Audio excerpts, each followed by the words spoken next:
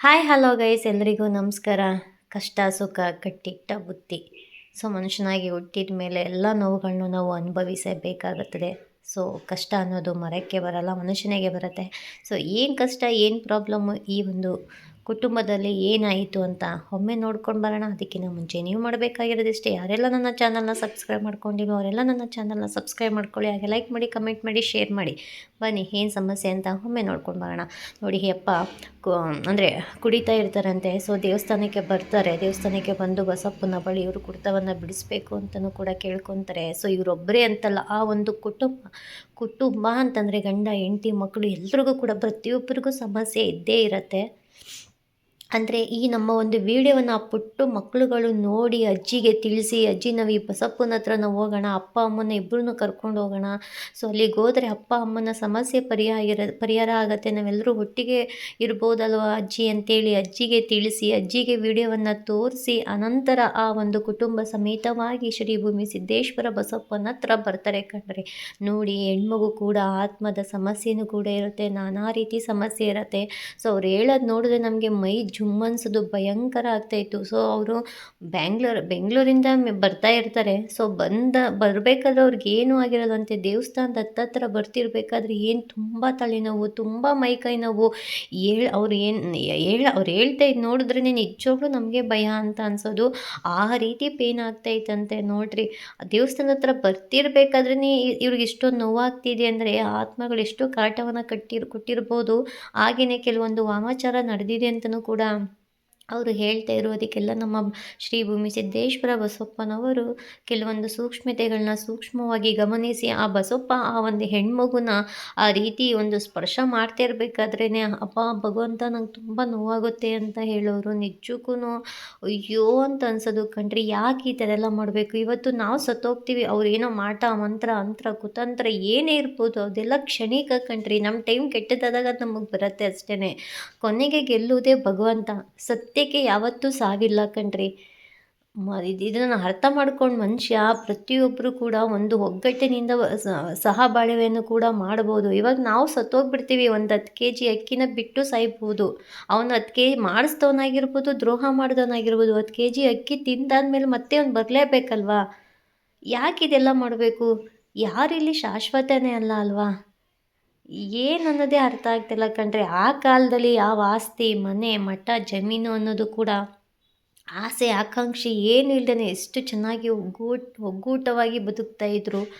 ಈಗ ಆ ಒಂದು ಪ್ರೀತಿ ಇಲ್ಲ, ವಿಶ್ವಾಸ ಇಲ್ಲ, ಅಣ್ಣ ತಮ್ಮ ಅಕ್ಕ ಅಣ್ಣ ಆ ಬಾಂಧವ್ಯನೇ ಸತ್ತೋಗ್ಬಿಡ್ತೈತೇನೋ ಇನ್ನು ಕೆಲವೇ ವರ್ಷಗಳಲ್ಲಿ ಅಂತ ಅನಿಸುತ್ತೆ ಕಣ್ರಿ. ನೋಡಿ, ನಮ್ಮ ಬಸವಪ್ಪನವರು ನಾನಿದ್ದೀನಿ ಅಂತೇಳಿ ಆ ಒಂದು ಜಡೆಯನ್ನು ತನ್ನ ಗಂಟೆ ಹೂವಿನ ಹಾರದಲ್ಲಿ ಯಾವ ರೀತಿ ತಗಲಾಕೊಂಡಿದ್ದಾರೆ ಅಂತ ನೋಡಿ. ಕುಟುಂಬ ಸಮೇತವಾಗಿ ಭಗವಂತನ ಆಶೀರ್ವಾದವನ್ನು ಇವರು ಪಡ್ಕೊತಾ ಇದ್ದಾರೆ. ಈ ಮಕ್ಕಳು ನಿಜವಾಗ್ಲೂ ಗ್ರೇಟ್ ಅಂತ ಹೇಳ್ಬೋದು. ಎಲ್ಲೋ ನಮ್ಮ ಮೀಡಿಯಾನ ನೋಡಿ ಅಜ್ಜಿಗೆ ತಿಳಿಸಿ, ಇವರೇ ಅವ್ರ ಅಜ್ಜಿ ಕೊನೆಯದಾಗಿ ನಮಸ್ಕಾರವನ್ನು ಮಾಡ್ಕೊತಾ ಇದ್ದಾರಲ್ಲ, ಇವರೇ ಅಜ್ಜಿಗೆ ತಿಳಿಸಿ ನಮ್ಮ ಅಪ್ಪ ಅಮ್ಮ ಚೆನ್ನಾಗಿರಬೇಕು ಅಂತೇಳಿ ನಮ್ಮ ಕರುಣಾಮಹಿ ಹತ್ರ ಕರ್ಕೊಂಡು ಬಂದಿದ್ದಾರೆ ಕಣ್ರಿ. ನಮ್ಮ ಭಗವಂತ ಅವರಿಗೆ ಒಳ್ಳೇದು ಮಾಡಲಿ. ಈ ವಾಮಾಚಾರ ಭಗವಂತನಿಗೆ ಮಾಡೋದು ಬಿಟ್ಟಲ್ಲ, ಇನ್ನು ನಮ್ಮಂಥ ನರಹುಳುಗಳಿಗೆ ಬಿಡ್ತಾರೆ ಅಂದ್ರಿ. ಇವತ್ತು ನಮಗಾದರೆ ನಾಳೆಗೆ ನಿಮಗೆ ಖಂಡಿತವಾಗ್ಲೂ ಇದ್ದೇ ಇರುತ್ತೆ. ಯಾವತ್ತಿದ್ರು ಗೆಲ್ಲೋದೇ ಒಳ್ಳೆತನ, ಕೆಟ್ಟತನ ಇದುವರೆಗೂ ಗೆದ್ದಿಲ್ಲ.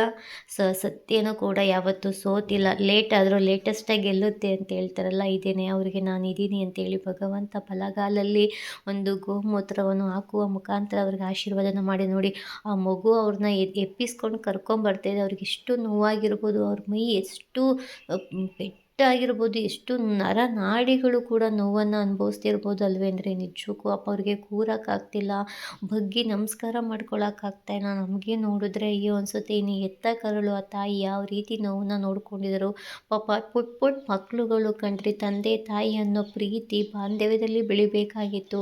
ಸೊ ಆದರೆ ನೋಡಿ, ಇವು ನಿಜಕ್ಕೂ ಪುಣ್ಯವಂತರು ಕಣ್ರಿ. ಆ ಮಕ್ಕಳು ನಮ್ಮ ಅಪ್ಪ ಅಮ್ಮ ಇಬ್ಬರು ಚೆನ್ನಾಗಿರಲಿ ಅಂತೇಳಿ ದೇವಸ್ಥಾನಕ್ಕೆ ಕರ್ಕೊಂಬಂತಂದ್ರು. ನಾನು ನಮ್ಮ ಅಪ್ಪ ಅಮ್ಮ ಒಟ್ಟಿಗೆ ಇರಬೇಕು ಅನ್ನೋ ಆಸೆ ಮಕ್ಕಳಲ್ಲಿದೆ. ನಮ್ಮ ಗುಡ್ಡಪ್ಪ ಅವರು ಭಗವಂತನ ಮೇಲೆ ಫಲವನ್ನು ಇಟ್ಟು ಆಶೀರ್ವಾದಿಸಿ ಆ ಒಂದು ಫಲವನ್ನು ಕೂಡ ಕೊಡ್ತಾ ಇದ್ದಾರೆ.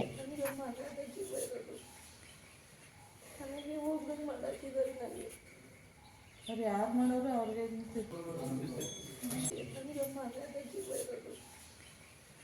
ನನಗೆ ಹೋಗ್ದಂಗೆ ಮಾಡಾಕಿದ್ದಾರೆ ನನಗೆ. ಅವ್ರು ಯಾರು ಮಾಡೋರು ಅವ್ರಿಗೆ ನಿಂತಿತ್ತು. ಅವರು ನೆನ್ನೆ ಇವತ್ತು ನನ್ನೇ ಇದು ಮಾಡ್ಬಿಟ್ರು, ಬೇಡಿ ತಂದ್ಬಿಟ್ರು ಕಣಪ್ಪ ಅವರು. ನಾನಂತ ಮಾಡಕ್ಕೆ ಇವತ್ತು ಮೌನ ಮಾಡ್ಬಿಟ್ರು ಅವರು. ನಿಮಗೆ ಗೊತ್ತು ಎಷ್ಟು ಇದು ಮಾಡಿ ಮನೆಗೋಸ್ಕರ ಇಷ್ಟೆಲ್ಲ ಇದು ಮಾಡ್ಕೊಂಡೆ ನಾನು. ನಮ್ಮ ಮನೆಗೆ ಹೋಗಿ ಮಾಡೋಕ್ಕೆ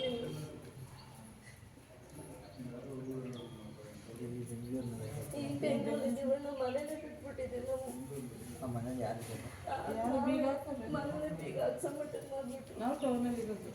ಮನೆಯಲ್ಲಿ ಸುಮಾರು ಕಡೆ ಕೇಳೋದು ಮನೆಗೆ ಬಿಡ್ಬೇಕು ಅಂತ ಅಂದ್ರೆ ಮನೆಗೆ ಹೋದ್ರೆ ಅವಾಗ ಹಾಕ್ಬೇಕು. ನಾನು ಕಾಯ್ಕೊಂಡೆ ಕೊಡ್ತಾವ ನಾವು.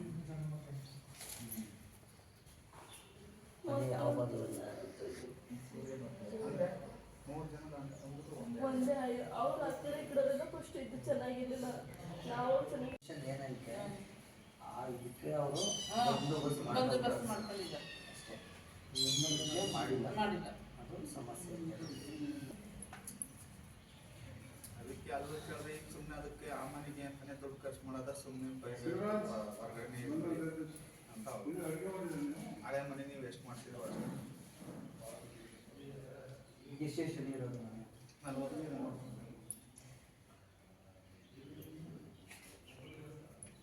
ನಾವು ಆ ಕಡೆಗೂ ಸರಿ ಈ ಕಡೆಗೂ ಸರಿ ಮಧ್ಯದಲ್ಲಿ ಅಷ್ಟೇ ಕಣ ಆಗಿರೋದು. ಅವರು ಅವ್ರ ಪಾಡಿಗೆ ಅವ್ರ ಹೇಳ್ತಾಗ ಅವ್ರ ಆಯ ಮಾಡ್ಕೊಂಡವ್ರೆ, ಇವ್ರ ಹೇಳ್ತಾಗ ಇವ್ರ ಆಯ ಮಾಡ್ಕೊಂಡವ್ರೆ. ನಿಮ್ದು ಕೆಳಗಡೆ ನಾವೀಗೊಂದು 3-4 ತಿಂಗಳಿಂದ ಚೆನ್ನಾಗೇ ಇತ್ತು, ಅಷ್ಟು ಪ್ರಾಬ್ಲಮ್ ಆಗಿರಲಿಲ್ಲ. ಇವ್ರು ಹೋಗ್ಬಿಟ್ಟು ಅವ್ರು ದೊಡ್ಡಪ್ಪನ ತಗೊಂಚೂರು ಗಲಾಟೆ ಮಾಡ್ಕೊಂಡ್ರು. ನನ್ನ ಮನೆದೇನಿದೆ ನಂಗೆ ಮಾಡಿಕೊಡಿ ಅಂದ್ಬಿಟ್ಟು ಇವರು ಕೋಪದಲ್ಲಿ ಎಣ್ಣೆ ಕುಡ್ದಿರಲ್ಲ ಹೋಗ್ಬಿಟ್ಟಿದ್ದೆ ಮೇಲೆ ನಾನು ಸತ್ತೋಗ್ತೀನಿ, ನನ್ನ ಹೆಸರು ಮನೆ ಮಾಡಿದ್ರು. ಅಲ್ಲಿಂದ ಆಚೆ ಆ ಅಮಾಸೆಯಿಂದ ಆಚೆ ನಮಗೆ ಏಟ್ಕೊಟ್ಟಿದ್ದೆ ಜಾಸ್ತಿ. ಅಲ್ಲಿಂದಲೇ ನಮಗೆ ಸಿಕ್ಕಾಪಟ್ಟೆ ತೊಂದರೆ ಆಗ್ಬಿಡ್ತು. ನಮಗೆ ಇನ್ನಿದ್ರಲ್ವ ಇಲ್ಲಿ ಇದನ್ನೇ ಕಳಿಸ್ಬಿಟ್ಟು ಇನ್ನೇ ಕೇಳ್ತಾರೆ ಅದಾಗುತ್ತೆ.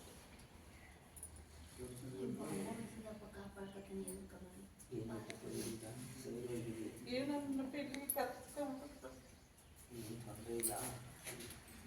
ಶ್ರೀ ಭೂಮಿ ಸಿದ್ದೇಶ್ವರ ಬಸಪ್ಪನವರು ನಾನಿದ್ದೀನಿ ನಿಮ್ಮ ಜೊತೆ ಅಂತೇಳಿ ಆಶೀರ್ವಾದವನ್ನು ಕೂಡ ಮಾಡ್ತಾ ಇದ್ದಾರೆ. ಆ ಕುಟುಂಬದ ಎಲ್ಲ ಸಮಸ್ಯೆಗಳನ್ನು ಕೂಡ ಶ್ರೀ ಭೂಮಿ ಸಿದ್ದೇಶ್ವರ ಬಸಪ್ಪನವರು ದೂರ ಮಾಡಿ ಗಂಡ ಹೆಂಡತಿ ಮಕ್ಕಳು ಅಂತ ಎಲ್ಲರೂ ಒಟ್ಟಾಗಿ ಸೇರಿ ಸ್ವಂತ ಮನೆಯಲ್ಲಿ ಇರೋ ಹಾಗೆ ಆಗಲಿ ಅಂತೇಳಿ ನಾವೆಲ್ಲ ಬೇಡ್ಕೊಳ್ಳೋಣ.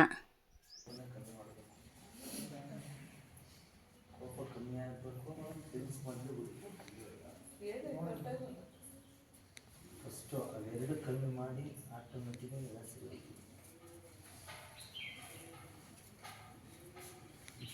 ಇನ್ನೇನಪ್ಪ ಚಿಕ್ಕ ಹೋಗ್ಕೊಂಡು ತಲೆ ಮಣ್ಣ ಕೊಟ್ಕೊಬರ್ಕೆ ಹೋಗ್ಬೇಕಪ್ಪ.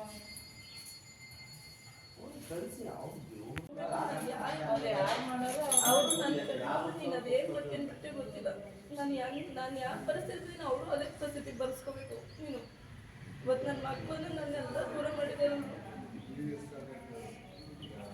ನನ್ನ ಹತ್ರ ತಿಂದು ನನ್ನ ಹತ್ರನೇ ಇದ್ದೀನಿ, ನನ್ನನ್ನೇ ಇವತ್ತು ಬೇದಿ ತಂದ್ಬಿಟ್ಟರು.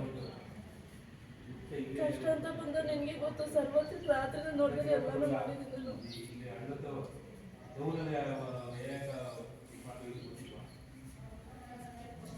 ನನ್ನನ್ನು ಎಷ್ಟು ಕಣ್ಣಿನ ಅವರು ತಿನ್ಬೇಕಪ್ಪ.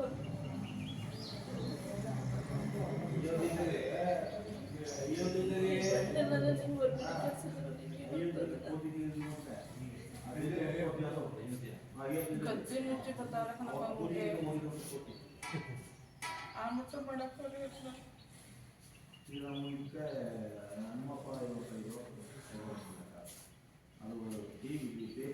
ಸತಿ ಬರೋದು ಏನಾದ್ರು ಒಂದು ಕಡೆಯಿಂದ ಬರೆಯೋದು ಮಾಡಪ್ಪ.